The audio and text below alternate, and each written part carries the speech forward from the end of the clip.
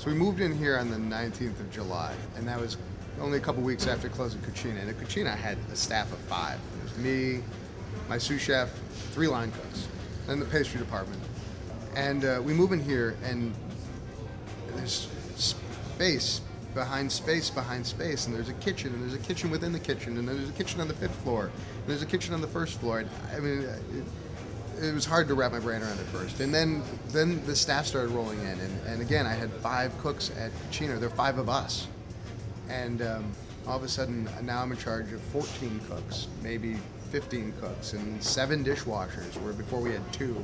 It was daunting, to say the least. Equipment is phenomenal. I mean, to go from AMICO Cucina, which was great, but the kitchen was dated, it was old, to come in here to what has to be the nicest kitchen in the Twin Cities. I mean, it's a joy to be here. It's a joy to cook on those stoves. Unbelievable. When we moved in, we kept a lot of the staff that was at the Chambers, and we brought in our staff from Cucina, and we hired a few from outside. The number one thing I look for is somebody who's a critical thinker. It's not enough to just cook and know how to cook.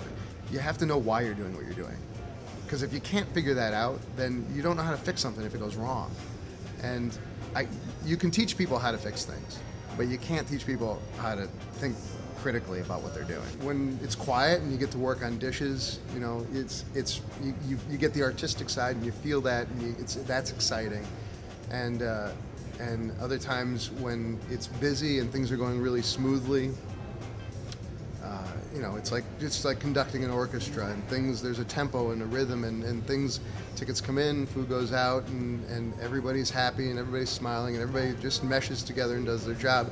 And sometimes it's like being an ER doctor. And coming into this, after we closed Cucina, we had 3 weeks where we got to do, it was myself and my 2 sous chefs, Laura and TJ, we got to work in another kitchen and really just play around with food.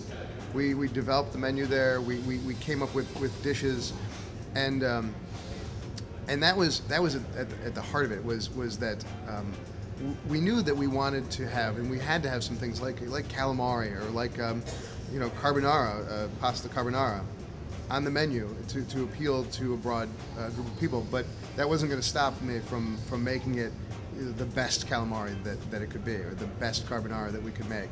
It had to be interesting, it had to be unique,